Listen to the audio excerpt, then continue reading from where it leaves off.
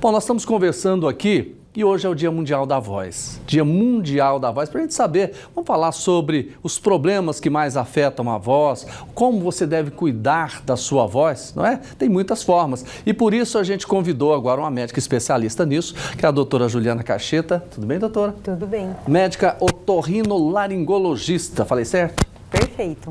Quais são os cuidados que a gente deve ter para ter uma voz boa o resto da vida? Então, você, que trabalha com a voz, mas também para quem está em casa e às vezes não usa a voz como meio de trabalho, tem que saber que a nossa voz depende de uma boa hidratação para ser produzida de forma adequada.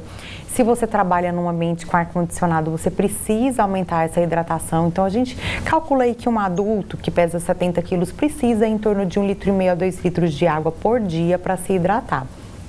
Quando você for gravar um vídeo, trabalhar com a sua voz, evite alguns alimentos que deixam a saliva mais espessa, mais grossa, leite, chocolate, e vá para aqueles alimentos que são mais adstringentes. Então, uma boa dica é comer uma maçã, por exemplo, antes de falar. Ela vai deixar a sua saliva mais fluida e você vai conseguir falar melhor. Um outro cuidado é sempre evitar gritar, falar muito alto. Tem muita gente que trabalha em ambiente ruidoso, que convive num ambiente com muito barulho. Então, aquela tendência que a gente tem de pôr a voz ainda mais alta pode causar lesões nas pregas vocais. Café, atrapalha ou não? O café sim, O café tem aquele mesmo efeito de deixar a saliva um pouquinho mais grossa, então o consumo de cafeína ele deve ser moderado. O que nós como médicos recomendamos é uma xícara pela manhã, uma xícara no final do dia, Então evitar aquele café ali ao longo de todo o dia. Doutora, a gente está saindo agora de um período de chuva, a gente vai entrar num período de seca. Aí as pessoas normalmente têm aquela ideia, mas para o período de seca é ruim para a voz, é ruim para a garganta. Isso procede? Isso procede. Quando a gente fala, a nossa prega vocal encosta uma na outra e o ar passa, por esse espaço e é o que vai dar para a sua voz a característica que ela tem e o que vai dar para a minha voz uma outra característica, de uma voz mais aguda, por exemplo. Mas essa prega vocal, ela precisa de uma lubrificação. Se está muito seco, acaba tendo um atrito muito grande. Então, a voz, ela tende a ter uma aspereza maior e isso favorece a ocorrência de lesões que a gente chama de fonotraumáticas, que é pelo atrito de uma prega vocal na outra. A senhora falou do mau uso da voz, que causa muito problema. E nos últimos tempos a gente sempre tem acompanhado essa polêmica na internet sobre a voz do cantor Zezé de Camargo, não é isso?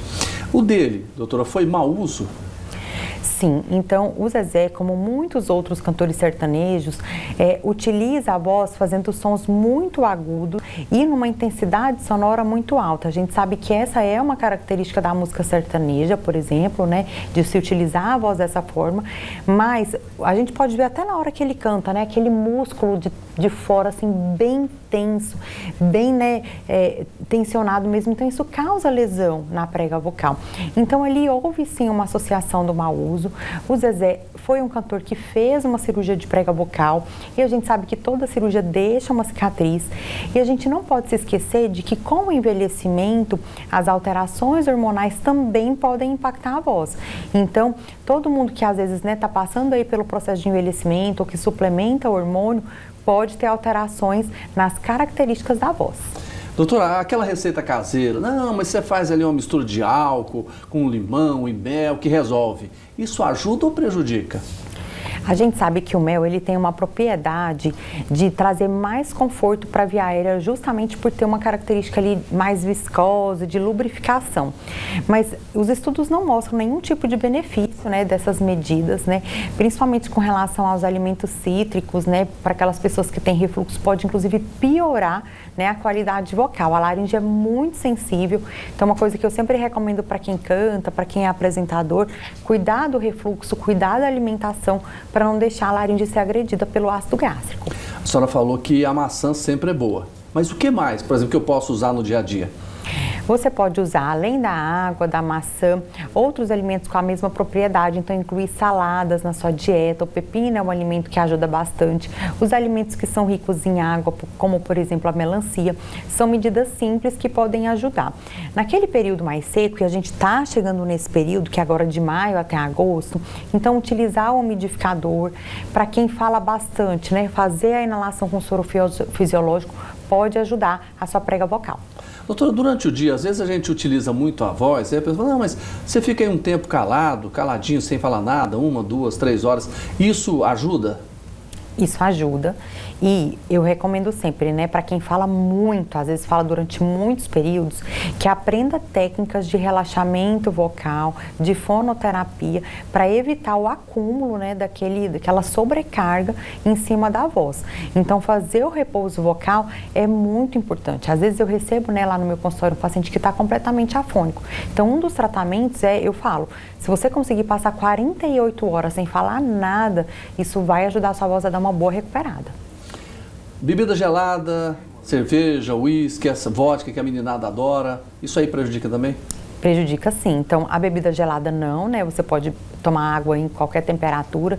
Tem alguns estudos mostrando um pequeno benefício da água na temperatura ambiente, mas não é uma coisa assim que vai fazer muita diferença.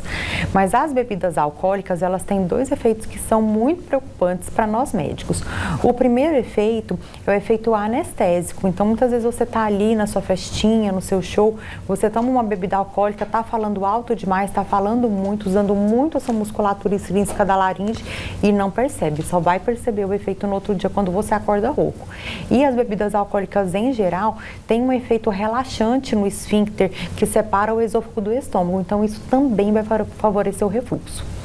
Tá certo, doutora Juliana Cacheta, obrigado pelas informações, por essa consulta ao vivo aqui. Eu que agradeço.